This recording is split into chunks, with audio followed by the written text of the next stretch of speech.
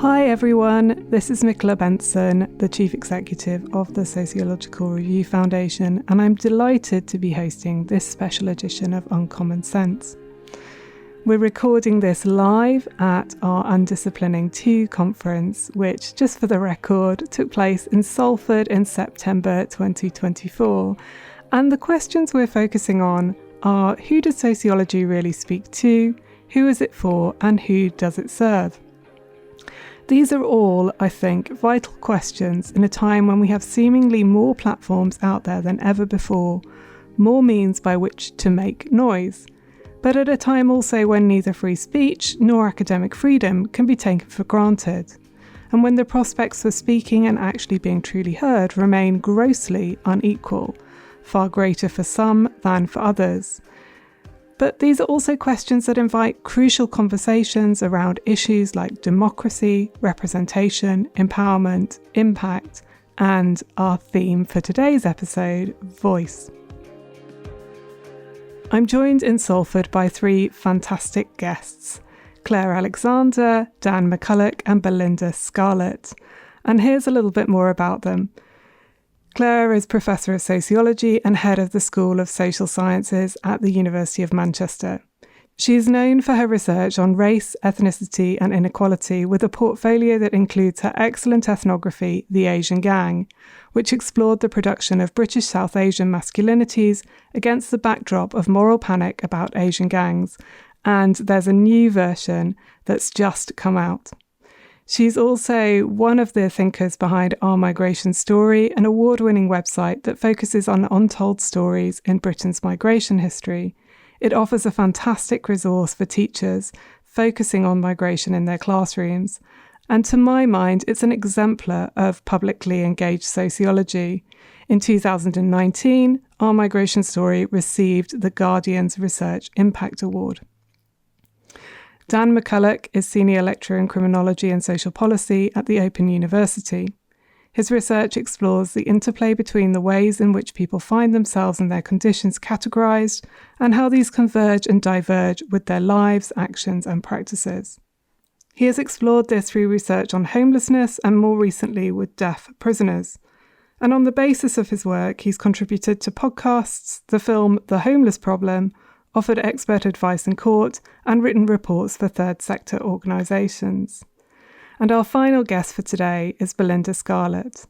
Belinda is the library coordinator at the Working Class Movements Library, which is an activist archive focused on working class history, which happens to be just around the corner from where we are in Salford. She's a practitioner with working class heritage and with a background in history. So I'm really delighted to welcome all 3 of you to the podcast today.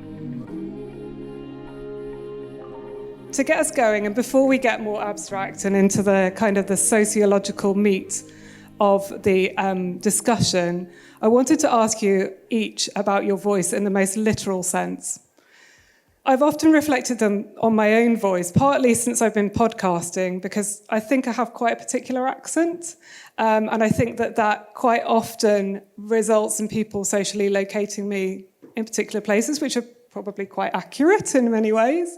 But I think at the same time, particularly being a female academic, I am also aware of the times at which making my voice heard has actually been quite difficult. So both of those have made me think quite a lot about the question of voice. And I wondered if I could ask you all whether you have reflected on your voices. So, Belinda. Yeah, I mean, I obviously have an accent too, but I also work in Manchester and Salford, so it doesn't get commented on as much as it used to. It did get commented on quite a lot when I went to university. It's sort of one of the standout moments from university is having my accent questioned. But the way I think and reflect about my voice is because I have a working class background and I have experience of living in poverty, I do think my voice is important, and I like to use it to challenge the archive sector, which is predominantly a middle-class space. So that's how I try and use it. And I also feel quite a sense of responsibility to do that in the right way as well. I'm also very aware that I've worked in the sector now for about 15 years, so my day-to-day experiences are no longer the same as many working-class people. And I try to reflect on that as well when I'm at work, because I am constantly surrounded by people who listen to my voice, and I'm given the opportunity to sit and on these platforms and talk. So my experiences are no longer working class, really, in that respect. So that is something that I reflect on. Dan, how about you? Yeah, I've thought quite a lot about this as well. I suppose in some ways it's probably important to reflect on my kind of position here. I'm a white, male, pretty middle class, straight man, and that affords me, I think, quite a lot of privilege. And I think kind of given the histories of thinking about voice that I think we'll come on to think about, that raises questions for me. But kind of in the more immediate sense, I think one thing that's happened more recently is that I think about my voice and my own voice in relation to having 2 young children, and what that means not only for my responsibilities to myself or to the people I work with, but also to them about the future. What kind of world do I want them to be a part of? And how can I use my voice to try and affect what that world looks like, hopefully in positive ways? That's a really nice reflection on the future as well, which I think we sometimes forget about, perhaps. So yeah, Claire. Yeah, I try not to think about my voice, largely because it's always that sense of crushing disappointment when you hear yourself. I think that really can't possibly be me. I'm sure I don't sound like that. And also, I think having knocked around the academy for 30 years or something now, it can be frustrating, I think. I try not to worry too much about whether I've made a difference or whether people are reading my stuff or listening to my stuff, because I think that way madness lies, largely. I think I agree with you that it's important that different voices, different experiences come to the fore in the academy. I think reflecting on one's positionality within that, what privileges or disadvantages a particular position has. These things change over time. Certainly when I started off in the academy 30 odd years ago, nobody listened to anything that I said, and I'm not entirely sure they listen that much more now. I understand the desire to kind of want to change the academy, to change the world around you, to make a diversity of voices come through. I slightly worry, I think, about categorization and speaking for or representing different experiences, partly because I don't think I represent anybody other than myself. And I think in this day and age, it can be a bit of a double-edged sword to worry too much about what people think of you. But I have a slightly different take, I think, on those questions. I think that's really, it's really useful to reflect on where the spaces are that you're trying to make your voice heard. The area where I've found the most challenges in terms of making myself heard are actually when I've been trying to make my research public. And as some of you may know, I have worked on Brexit, which is a particularly congested space filled with some men with some very loud voices. And this is not just academics, I'm talking about politicians as well, and my experiences of trying to get heard in those kinds of spaces, so those different spaces of power where you're then positioned quite differently. But I think that all of those responses have brought us on to some of the themes that we're going to cover over the course of the next hour or so. But yeah, Dan, I wanted to come to you and turn to that idea of giving voice, which we know is quite a contested term within sociology and among those of us who do research, but it's also quite prevalent in things like journalism and politics. And I wondered if you could start by giving us a sense of what that idea means and how have researchers typically given voice or believed themselves to be giving voice to people in sociology, and what kinds of methods they've used. Yeah, so I think for me, I'd probably kind of point to that contention around giving voice. I think you're right, it is quite contentious. That leads us, I think, to think about questions about who has power to give voice, whose voice is it, that sense of ownership over voice. I suppose in some senses, probably, and for understandable reasons, I think we often think about bringing to the fore people's experiences, particularly where people might be part of what might be thought of as marginalised groups, and often related to supporting causes or highlighting particular experiences, and that idea of speaking truth to power. I think that that's sometimes a little bit tricky. I think, as you mentioned, Claire, that question of who we're speaking for, who we're representing, is important to problematize and think about. But I think that's kind of what quite often people are talking about in terms of giving voice. In terms of the methods that are used, I tried to think a little bit about this, and I think arguably any method that tries to speak to people's experiences might talk in some way about trying to bring those voices to the fore. I think for me personally, I'm quite interested in what I would consider to be a fairly recent turn towards more participatory or co-production based methods, and trying to look at those methods a little bit more critically and whether they do the things that we quite often think they do, or whether there might be something more in terms of what they're doing within the academy. That's great. I mean, Dan, you've given there quite an interesting response that thinks about that kind of more participatory dimension of things and why that might be important, developing on that idea of kind of giving voice. Claire, I mean, you've been doing work with communities for a very, very long time, and I was just wondering what you might add to what Dan's just said there. What progress has there been from your point of view, and as an ethnographer as well? I mean, I agree with Dan, and certainly around some of the ambiguities of it. I was quite surprised in some ways that we're talking about giving voice, because that's one of those things that was really popular when I would have started out in the academy, with the generation above of particularly feminist researchers who would do a lot of what we might think of now as participatory research, about bringing people in, bringing voices to the fore. And there were lots of problems with that around the kinds of privilege that put some stuff forward and silence other kinds of stuff, and the kind of client-patron kind of relationships that some of that research led to. So it's interesting that these things kind of come full circle to some extent. I tend not to think of my work as giving voice. I like to think of it as making space, maybe, because I think giving suggests a kind of element of control, which is sadly lacking often in ethnography. You often don't always have that much control over it. So what interests me is the politics of representation, who gets to speak, whose experiences count, whose voices are silenced, whose experiences are legitimate or not. And I think that what's interesting there is the way in which those borders are much more complicated. So it's not just a question of people kind of giving voice to particular groups, but the way in which those borders are articulated within the groups that you might be kind of thinking about policing who gets to speak and who doesn't get to speak. I mean, some things have changed over time, so it's not just like we're going back to the 70s. But I think, so that within the academy, things are much more diverse than they would have done. You get a wider range of perspectives, and that, I think, almost automatically kind of leads to a broader range of experiences being represented. And I think that's got to be a good thing. But I think being critical about what that means, and asking the questions all the time about what is being left out of those discussions and what is not being seen and what is not being heard is really important, which is why I think positionality is really important, particularly with ethnography. So I think it's about thinking about who you are, but not because you're really interested in who you are, but thinking about what it allows you to see, what it stops you from seeing, and kind of reflecting on those things, which I think are really important in terms of representing or allowing space for those other experiences to emerge.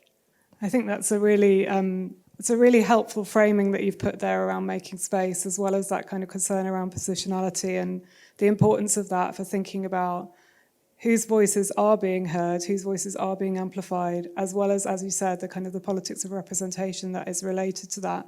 And I think that other point about things coming round again, the one about giving voice does seem to come round and round and round again. And I'm old enough to remember the critiques that happened when I was an undergraduate student, and I'm seeing very similar things coming up again when we're speaking with students, when we're seeing how the social sciences or social science research methods are being presented publicly.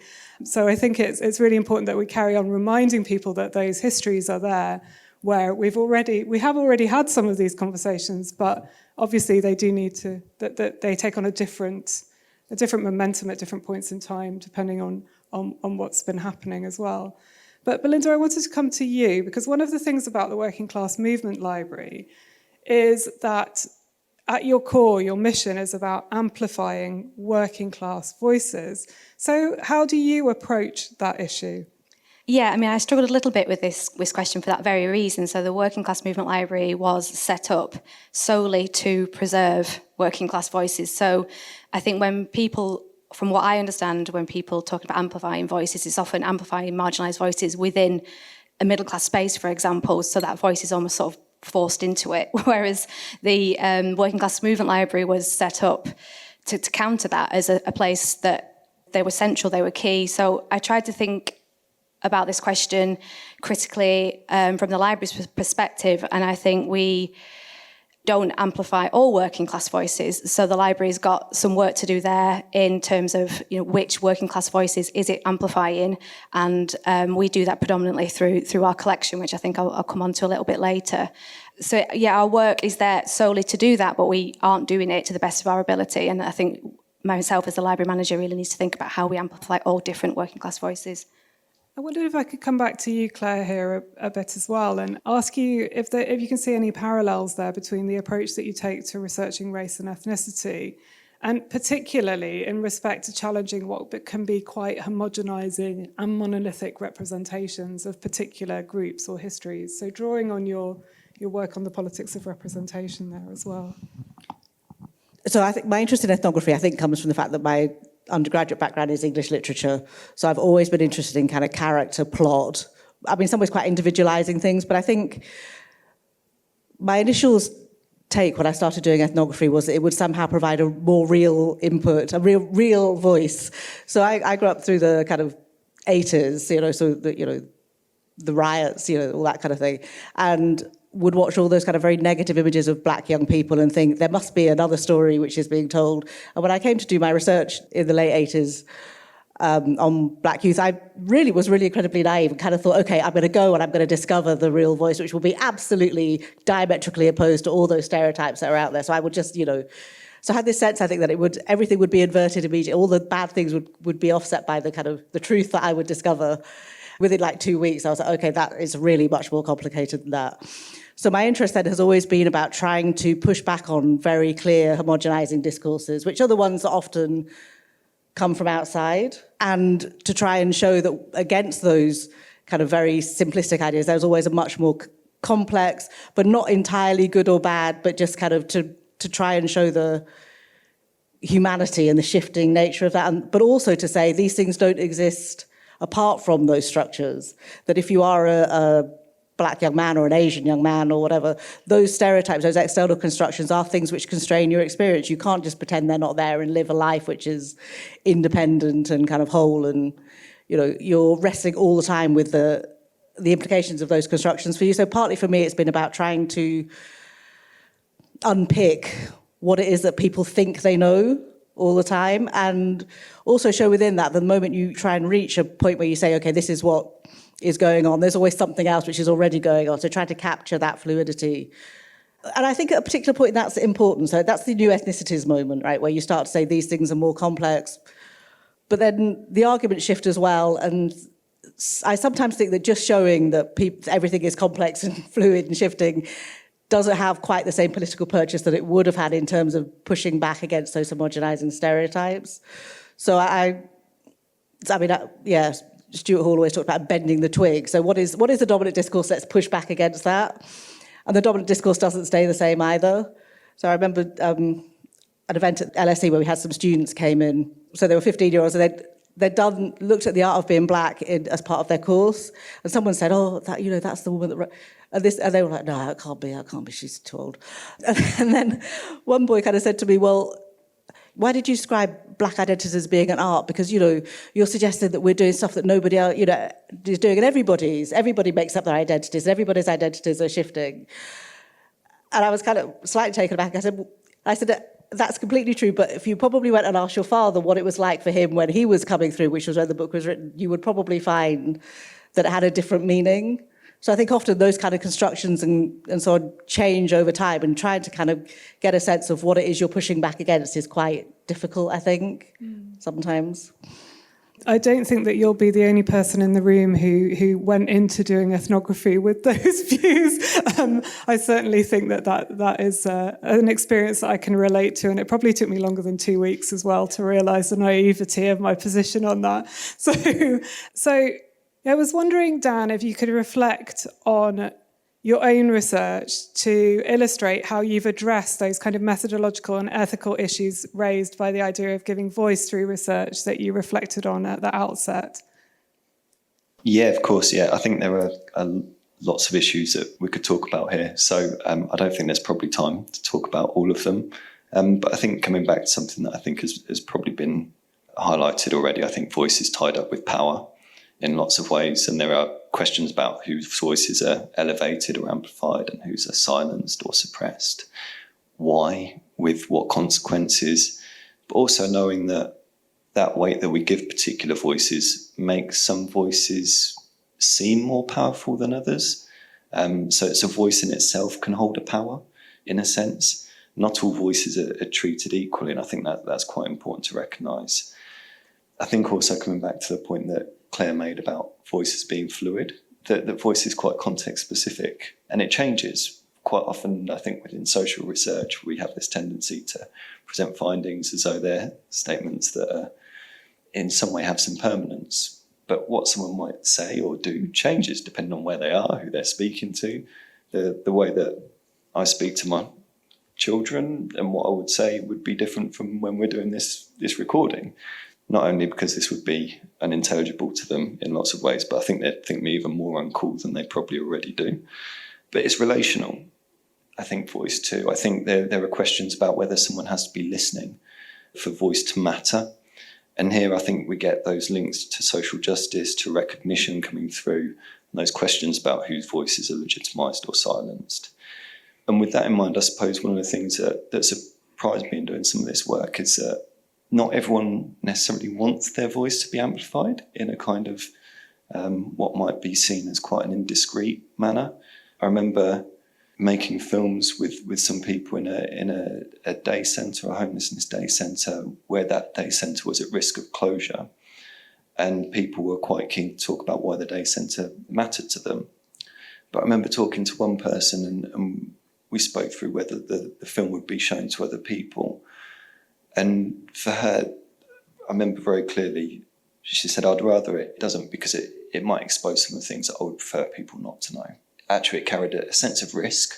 And so for her, it was a very different kind of process around voice. It was about a kind of project for herself in that sense, I suppose, maybe. But it wasn't about that interaction. It wasn't about being listened to by someone else in that sense. And that really made me question some of those things about voice and whether it's a universal good all of the time or whether there's a bit more complexity to it than that.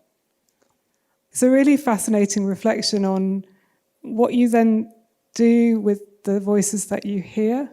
And I was thinking about, what rights we have as researchers, or what we're being permitted as researchers when people share their voices with us and share their ideas with us. And it's very different to come and talk to us as researchers than for us to then just take those voices and broadcast them, for example, which might be another thing that people might think is a good, as you've described. So I think there's a lot to reflect on there and unpack, so thank you very much. Belinda, I'm going to come to you now, because there was something that Dan was talking about there around the importance of politics around voice and conversation even, that I would really like to hear from you about in respect to the work that you've been doing at the Working Class Movement Library on the Big Flame archive. And the fascinating thing about this project, it's a project that's about to go live, isn't it? So you can tell us a little bit more about that. It's about kind of engaging different generations in conversation around the importance of community organising. Yeah, so the project has just about gone live, and the project coordinator for that project is actually in the room as well, so hopefully I'll reflect it well. A little bit about Big Flame, if you don't know who they are. They were a socialist revolutionary organisation that was active in the 70s and the 80s and had branches East London, Liverpool, Manchester. We have a collection of material at the library that relates to the Big Flame. There are other Big Flame archives around as well, in other archives. When I started as the manager at the Working Class Movement Library, I'd seen that this archive was sort of sat there. It hadn't been catalogued. It'd never really been explored. I'd never heard of Big Flame before. So I started to look through the archive and was just sort of quite surprised by how relevant their approach to organising was and some of the subjects that they were talking about as well. So they're a left libertarian organisation, and they were very interested in tackling some of the subjects that they felt other areas of the left weren't looking at appropriately. So women's organising, autonomous organising groups. So we applied for some national lottery funding, which we were successful in getting. It's allowed us to employ a project coordinator and a researcher. And the main aim of the project is to work with young people. So one of the voices that are severely lacking at the Working Class Movement Library is young working class people. So I was very keen to work with that group in particular. And we've recruited a group of young local working class people who are going to help us research the archive and ultimately create an exhibition which will open next summer. And our project coordinator is now working really closely with that group of young people. And I asked her about this question to get her perspective on it. And she said to me that the most surprising thing about it is really, although the world has changed significantly since the 70s and the 80s, the core struggles still seem to be the same, unfortunately. So, what does that mean about how much we've learned from the past or we haven't? And because Big Flame were so interested in lots of different types of organising and had a very grassroots perspective to organising, it's fertile ground for young people who are interested in organising themselves, even if they don't really know a great deal about history or politics, but have that sort of keen desire to be involved in community organising. It's a rich, fertile ground for them. So we hope that they will then become engaged in the library, and we can encourage them to speak to their elders, the people who've been doing that community organising for years, and really get that dialogue going. And it is a co-creation project, and I'm fully aware of all the problems and complexities of that term and what it means, but the intention from the library is to do that in a way which gives real voice to the young people that are getting involved. I think it sounds like a fantastic project, and I think that it kind of does all of that work, as you said, around co-creation, but it reminds me a lot too of some of the things that Dan was talking about earlier around participatory work. And Dan, one of the things that you've done through your research is to use participatory visual methods, like giving people cameras or putting them in front of cameras and asking them to present the world as they see it. Can you tell us a bit about the project you did on this? And I think that was based in that day centre that you've just introduced us to. Yeah. So it was based in the day centre. You're right, Michaela. And I think the more that I reflect on this, actually, the more I kind of see the issues of this, as I think you're pointing to, Belinda, in terms of kind of bringing through voices and where they sit, what spaces they sit, and for what purpose. I think it's sometimes easy for us to assume that participatory or kind of co-creation work is good for these voices, kind of inherently so. And I think that that's a bit that I find tricky and more problematic over time. And I'll be honest, I think I've been guilty of some of that as well, in terms of seeing that as doing something different for the research process, but in ways that I now think I'm not so sure about. In fact, that's kind of what led me to reflect on voice as part of this initially, because I think in lots of cases, the benefits of these kinds of projects are still more weighted to us within the academy, perhaps. And so I think we have to be accountable when we're working with these methods in the same way that we are when we use any method. I think participatory or co-production or co-creation approaches in their purest forms look quite different from maybe more traditional social science methods. I think right from the formulation of ideas, they would look very different. The kinds of methods that you might use, if you're thinking of methods, what data might look like, whether you'd even call it data, what you would do with that, I think would all be very different. So I think it requires a very different starting point. And I think when we're talking about visual research as well, I think quite often it's easy to think that visual research does something different because it goes beyond the spoken word. But as with kind of spoken or written norms around language, there are visual norms and expectations and ways that people see as good forms of communication or less good forms of communication. So I think that also makes me question, well, what responsibilities do we have in terms of doing the best that we can to those that are involved in these projects? And I think one of the things for me is that I sometimes feel like the power imbalances in some projects still remain. Quite often within the academy, I think these projects are still driven by university priorities, by university research agendas, and that shapes what we do, inevitably.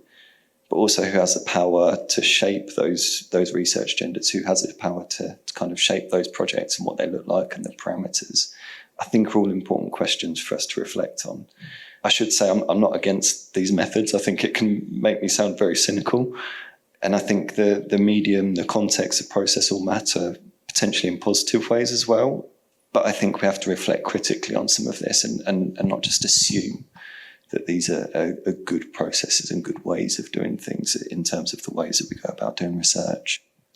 I think that's becoming even more important at the moment. And I don't know if it's the case for all of you and the places where you work, but at my university, there's a real push, particularly through the kind of the public engagement strand of the university's agenda, to make everything co-produced and co-created as part of their civic engagement responsibility. And I don't think there's been so much critical thinking that's actually gone into that, nor has that necessarily been designed in partnership, either with members of the local community or with academics who've been working with those kinds of methods and are aware of the critiques of them in any way. So I kind of observed it with a bit of skepticism, I have to admit, from that distance. But I want to kind of come in on a slightly different question of power with you, Claire, which is about the tightrope between amplifying voices or making space for voices and making an individual voice a source of authentic knowledge and understanding. I mean, as sociologists, I think one of the things that we're trying to do ultimately is point to problems at structural and societal level to say where the action for change needs to be. But certainly in the context of some ethnography, and I'm not suggesting that this isn't the case of your ethnography at all, authentic voices can be given quite a lot of privilege, can't they? I think that's probably true.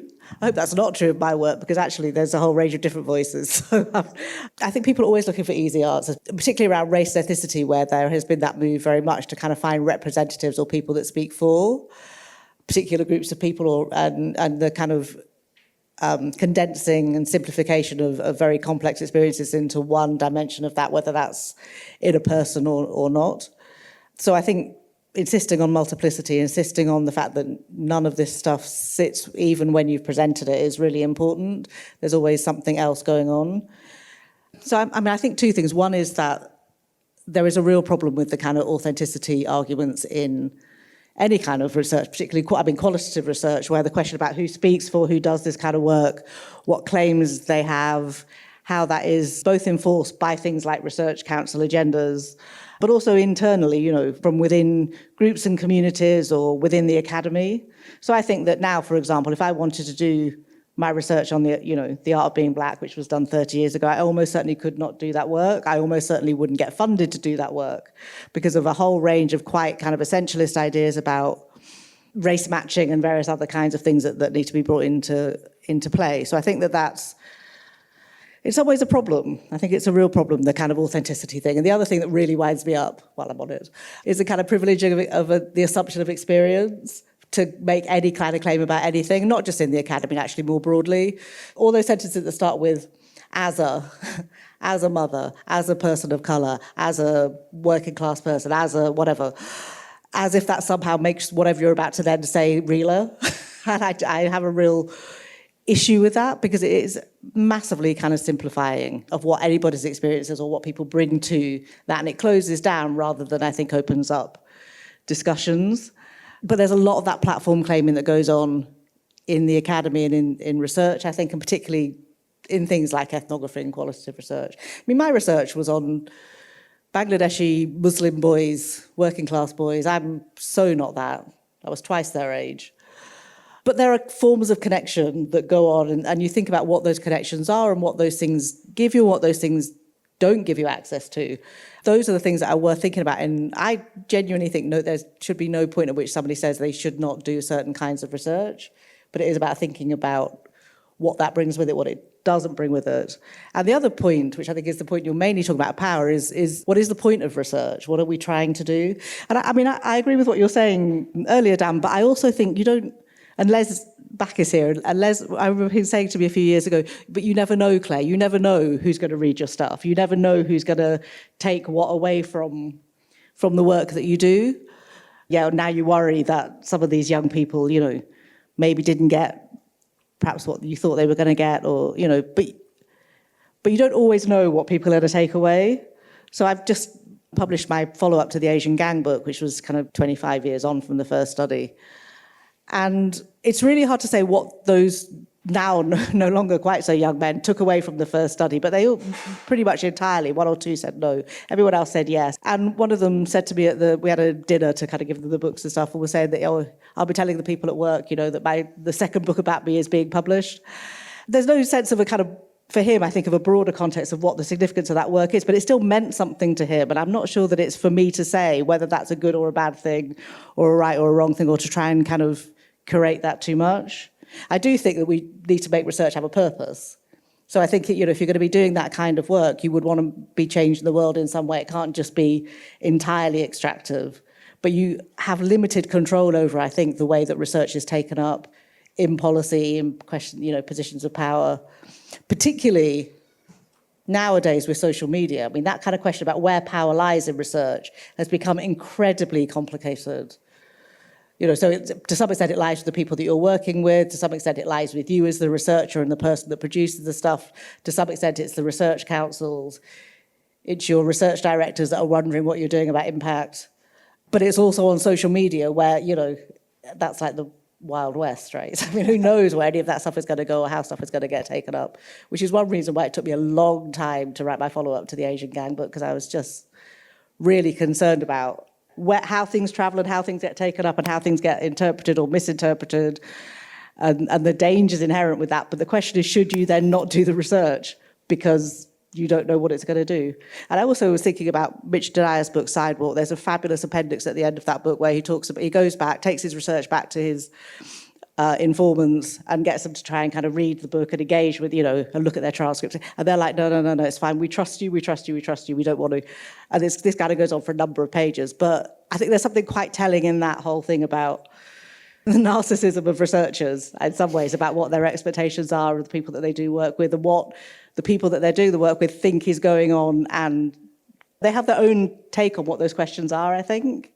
That's a really important reminder about our sometimes a bit of the navel gazing that goes on in relation to our sense of our own importance and those claims to authority that we try to make sometimes when we're doing research. But also that we are located in a massive ecosystem where, as you said, we have no idea how our research is going to be taken up, how it's going to impact on people. We can only orchestrate that to a certain degree, and you might question whether we should at all. But Dan, I noticed that you had some thoughts that you wanted to share, so I'll bring you back in.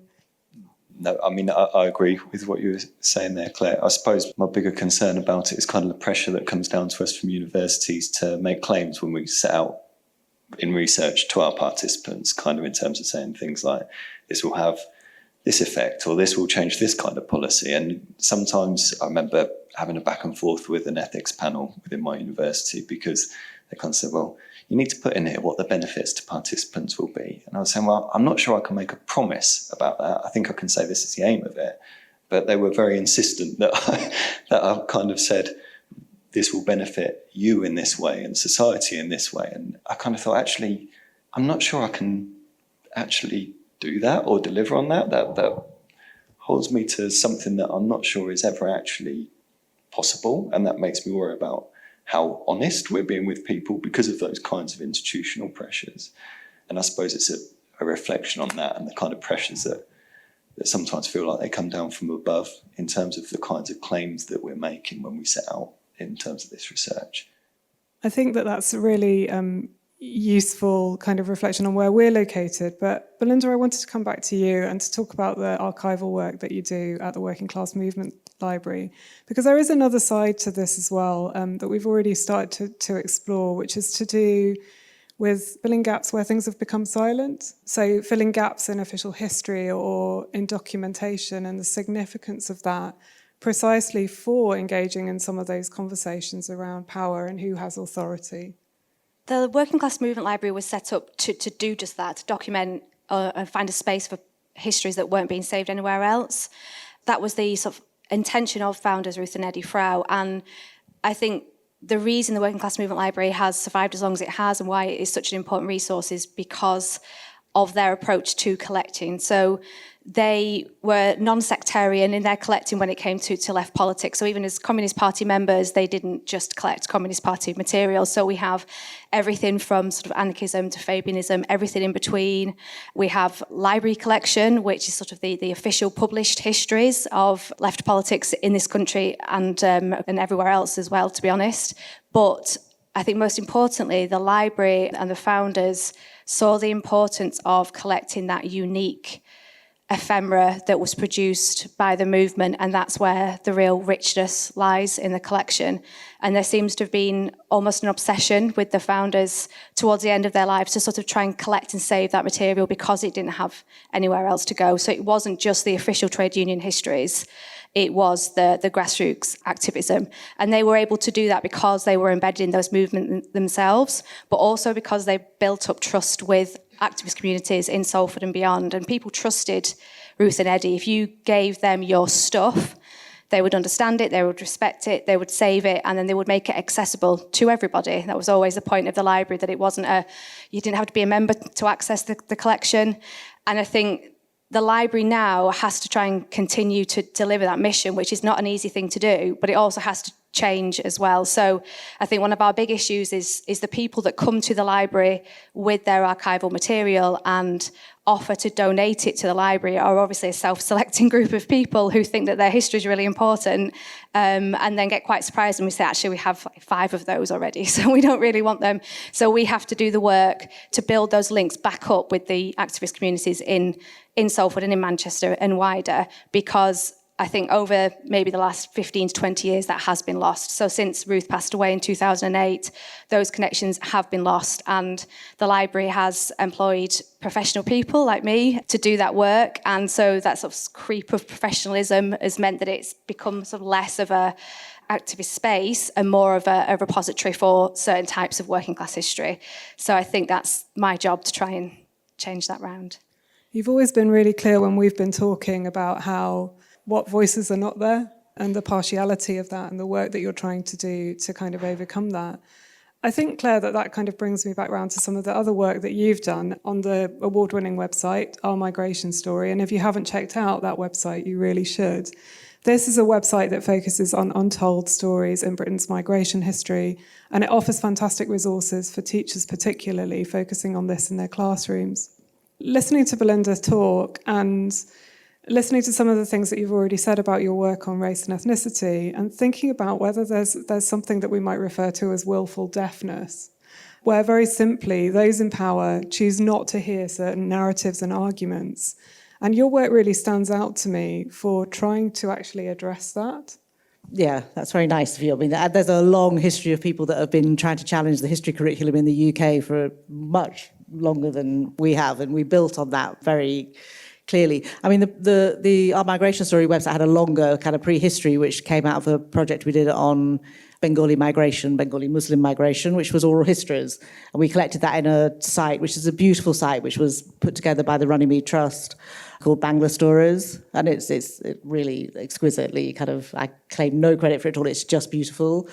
And we then wanted to use that as a way of getting young people in schools to talk about family history and do family history. So we did some work in schools where people went and spoke to people in their community or their grandmothers or whatever about their life histories, and then tried to do something creative with that, sometimes cartoons or photo montages or whatever. And then from there, we wanted to think about, well, what can we do to help these kinds of histories get taught in schools? So we were working with teachers who would say, yeah, that's great, this is really great to do this project, we really want to do this work.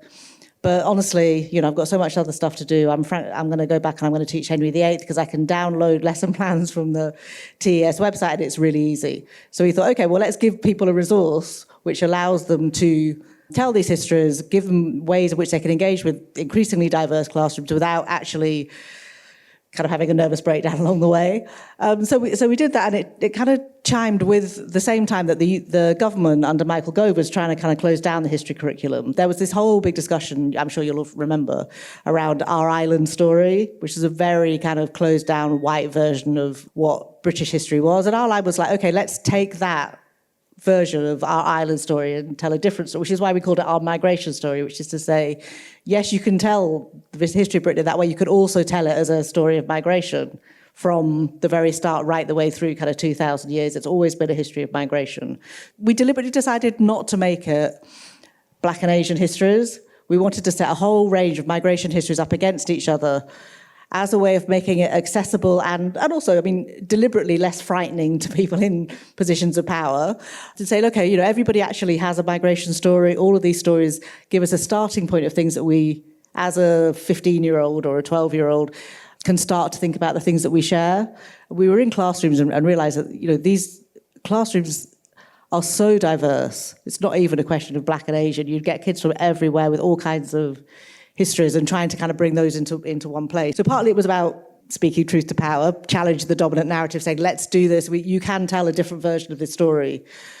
It was also about bringing forward stories that didn't get enough space. So some of that was Black and Asian history. Some of it was German sausage makers, you know. And this was work that was given to us by academics or by museums and archives and so on, who wanted to give this a higher visibility, these stories.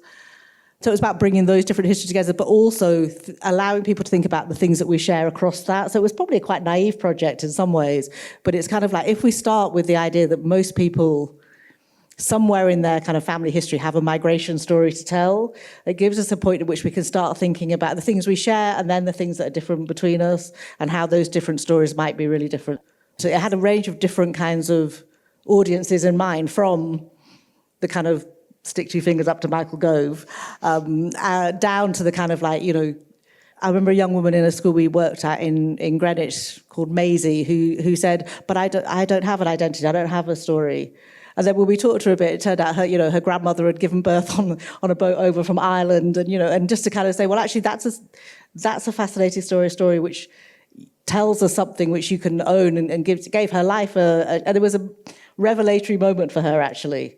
And I think it was really moving for us. I'm not generally moved by these kind of things, but it was actually really quite a telling moment about what can you do with young people to help them feel part of a broader society which they feel that maybe they don't get seen or heard. I think that importance of working across different generations is coming out really, really clearly in both sets of work that you're doing there. And it's certainly something that seems to be becoming increasingly popular as well, in terms of thinking about how we do those kind of connected bits of work on history that are coming into sociology as well.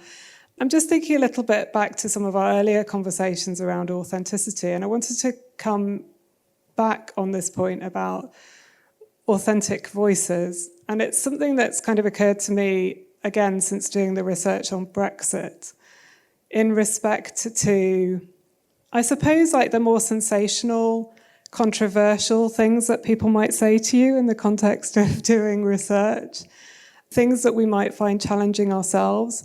And I suppose really the question here is about the challenge of realism, because I think that has taken over in some areas of our discipline to a certain degree. But I'm going to bring you back in, Dan, because I was thinking about this, which is, there's a question about the multiplicity of voices and how we best represent that, but in a context where we still have at some point to kind of draw a line and to generalise, dare I say. So I just wondered if you had some thoughts on that. Yeah, so I sometimes feel that this is a bit of a tension sometimes.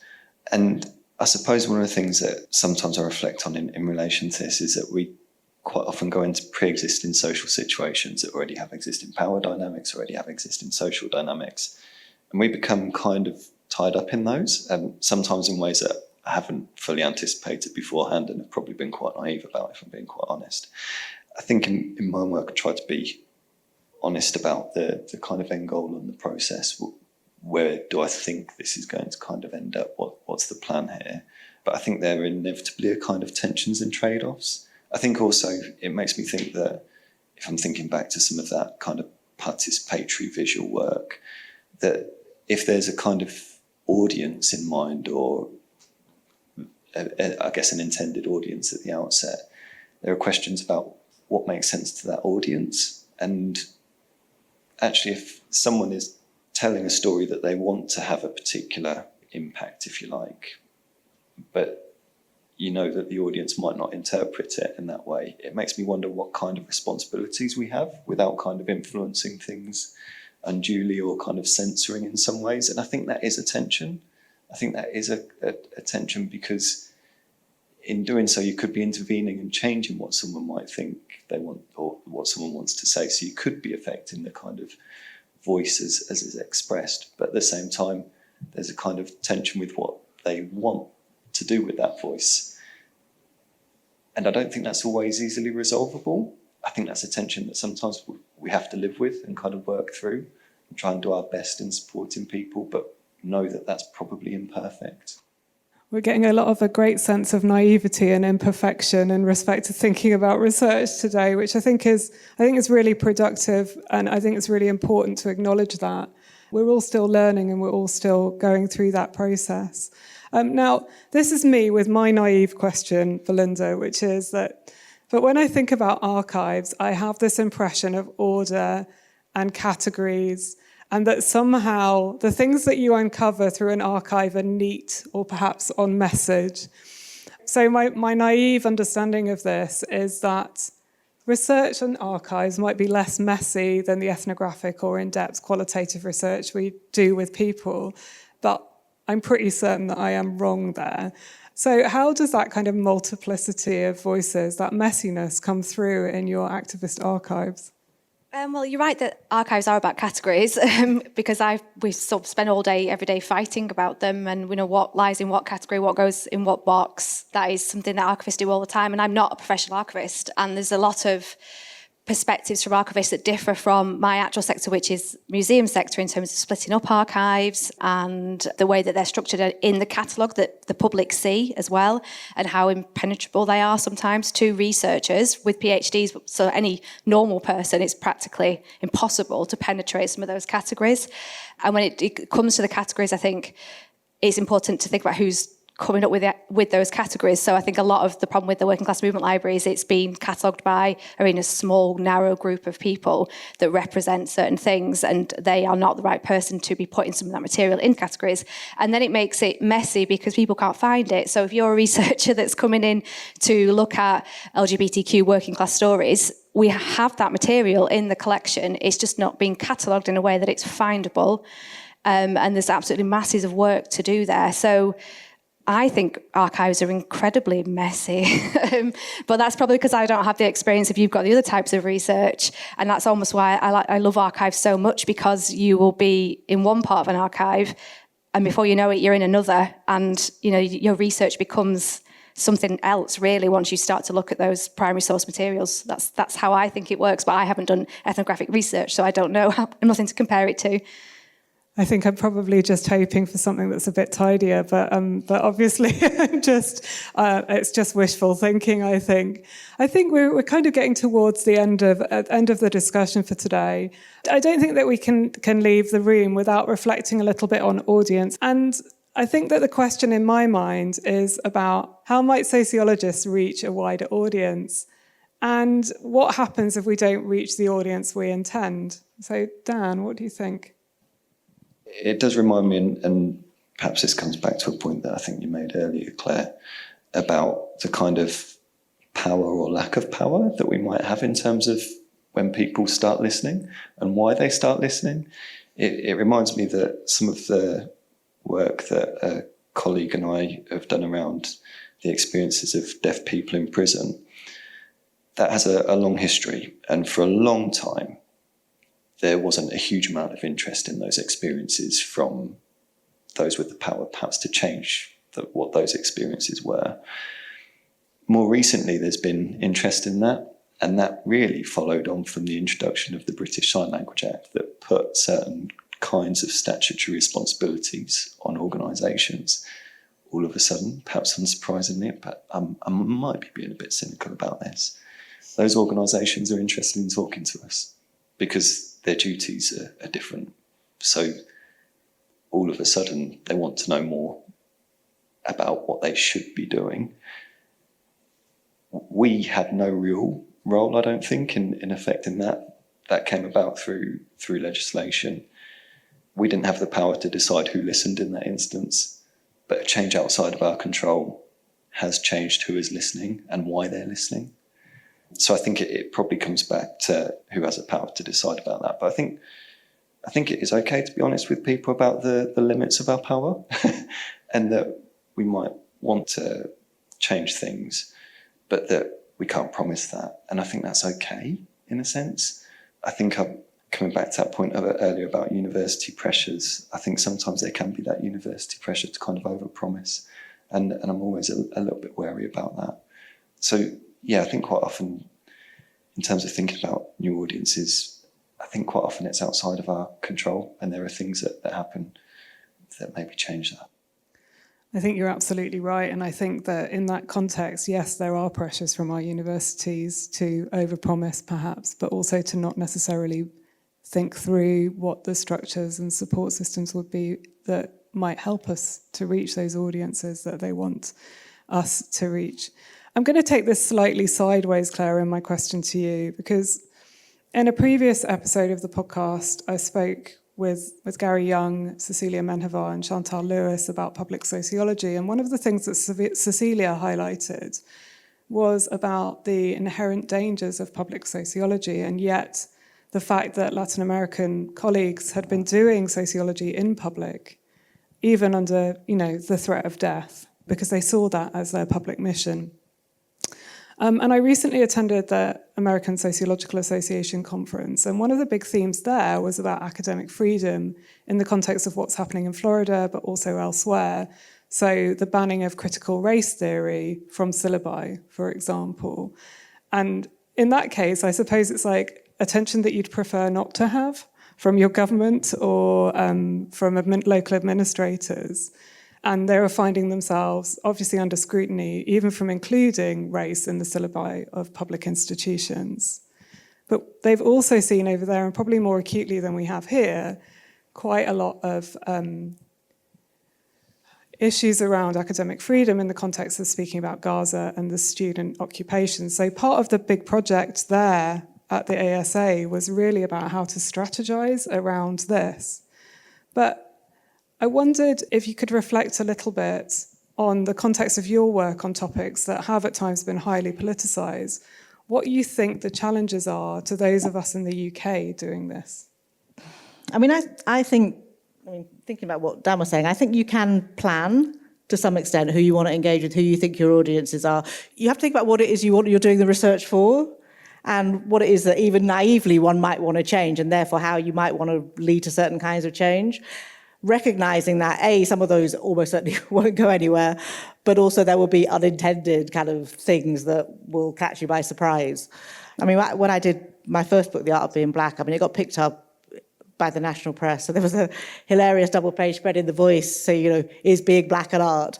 And a couple of really appalling reviews by Darcus Howe and Carol Phillips where they just absolutely trashed it. So I had not a single suspicion in my naivety coming out of my PhD that was even going to happen.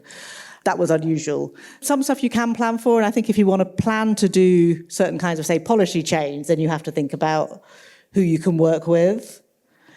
I think the stuff around the context in which research is received today is scarier than it's ever been. It took me a long time to do the Second Asian Gang book because I was really worried about how that would be received, not just within the academy, but certainly within social media. Those arguments around who gets to do certain kinds of research, what it means and so on, have really changed in the 24 years since the first book came out. And I was really concerned, and just before it was due to come out, obviously the Israel Gaza stuff kicked off, and I got unwittingly snarled up in that in my job as head of school. And there was a bunch of Daily Mail controversy and all this other kind of stuff, and I had to go back through the book just before it was about to be published and change some things because I didn't want people to be identifiable. It's a perilous thing, and I think if you're a representative of a less powerful group, if you're a woman of colour, let's say, in my case, then you become visible in certain really unexpected ways, and it does make you vulnerable. The question is whether that is more important than the work that you want to do. So, the examples you're giving about the kind of Latin American stuff, there's acts of bravery there that I'm not sure I would have. Sometimes you do the stuff because you just want to do the work, but I think living with the consequences of that can be really, as we're discovering with a whole range of academics who are losing their jobs because they're doing research that somebody doesn't like, it's a pretty perilous time to be doing that. And if you're already in a marginalised group within the academy, which is not to deny certain kinds of privilege for people in those categories too, it's pretty terrifying, I think. So, I mean, it's interesting that, academia of all things these days is something of an act of bravery.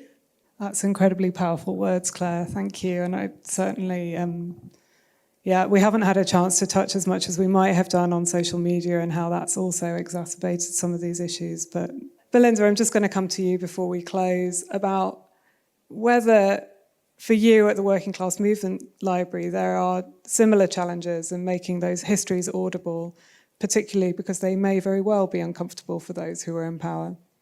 Yeah, I mean, I think that's a tightrope that the library walks all the time. It shouldn't really exist at all. If it was a truly radical place, it just wouldn't exist. It would get shut down. So it has to play a game almost between being a radical space and challenging, but also being able to survive financially as well. And it's a really tricky thing. So my worry as the library manager, and something I think about a lot, is how do I keep it a radical space, but also keep it going? And I think the way to do that is where we get our funding from. So the library is predominantly funded by the movement, by the trade union movement, by individuals who believe in what it's trying to do.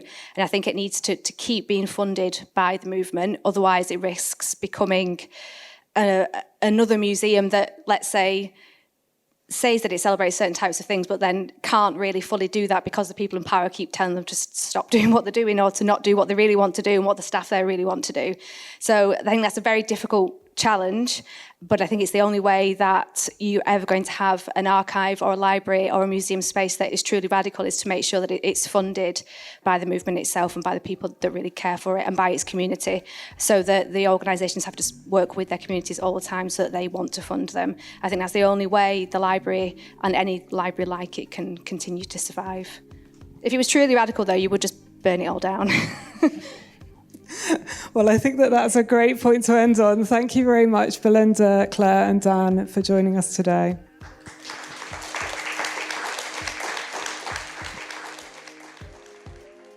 We'll be sure to put the different readings and thinkers into our show notes. Those show notes can all be found in the app you're using to hear this and on the podcast page at thesociologicalreview.org. There, as ever, you can also browse our themed magazine, enjoy our other podcasts, and take a look at the Sociological Review Journal, and much more. Our sound engineer was Dave Crackles, and our producers were Emma Holton and Alice Block. We'll be back soon with more on common sense. Thanks for listening. Bye.